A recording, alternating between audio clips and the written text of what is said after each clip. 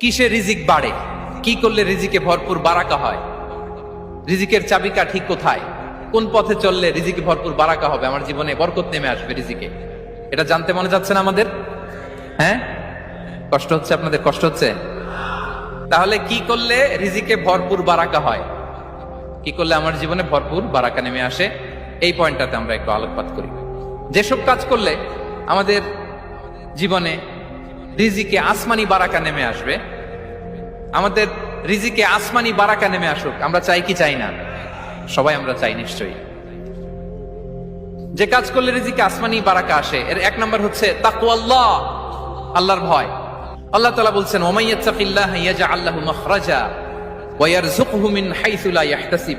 যে আল্লাহকে ভয় করে, যে আল্লাহ সচেতন, আল্লাহ তাকে মাখরাজ, মাখরাজ মানে কি জানেন? ওই যে এক্সিট লেখা না এদিকে, এই এক্সিটকে আরবিতে বলে মাখরাজ, মানে কোথাও